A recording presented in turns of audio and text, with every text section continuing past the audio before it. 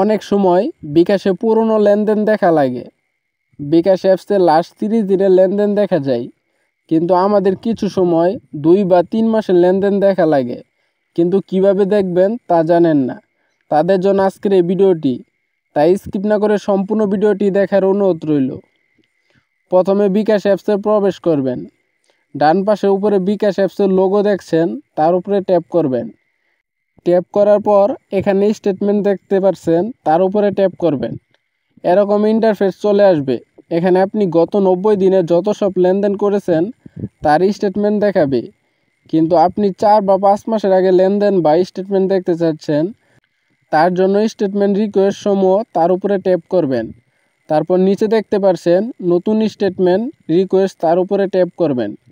এখানে আপনি যদি সংক্ষিপ্ত স্টেটমেন্ট বা বিস্তারিত স্টেটমেন্ট যেটি নিতে চান সেটি সিলেক্ট করে ট্যাপ করবেন। আমি লেনদেন সব কিছু বিস্তারিত স্টেটমেন্ট দেখতে চাচ্ছি, এজন্য বিস্তারিত স্টেটমেন্ট তার উপরে ট্যাপ করতেছি। এখানে আপনি 30 দিনে, 180 দিনের বা আপনার জানা নির্ধারিত সময়কালের লেনদেনের স্টেটমেন্ট বিস্তারিতভাবে জানতে পারবেন। আমি গত 180 দিনে জানতে চাচ্ছি, এজন্য 180 দিন সিলেক্ট করলাম। তার নিচে কনফার্ম করুন, তার উপরে ট্যাপ করবেন।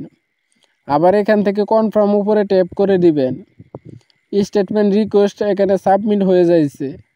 সাথে সাথে দেখতে পাচ্ছেন বিকাশ থেকে একটি SMS দিয়ে দিয়েছে। এখানে ব্যাকে চলে যাব। দেখতে পাচ্ছেন আপনার স্টেটমেন্টটি চলে এসেছে। এখানে ডাউনলোডে ট্যাপ করবেন। ট্যাপ করার সাথে সাথে PDF ফাইলটি ডাউনলোড হয়ে যাবে। কন্টিনিউ ট্যাপ করলে এরকম একটি মেনু আসবে। এখানে অনেকেই ভুল করেন, উল্টাপাল্টা কিছু দিয়ে দেন। এখানে আপনার বিকাশ অ্যাকাউন্টের নাম্বার দেওয়ার সাথে সাথে সকল স্টেটমেন্ট দেখা যাবে। আমার এই ভিডিওটি দেখে আপনার একটুও যদি উপকার হয়ে থাকে তাহলে চ্যানেলটি সাবস্ক্রাইব করবেন আর লাইক কমেন্ট শেয়ার দিয়ে ভিডিও করার উৎসাহ করবেন। ধন্যবাদ।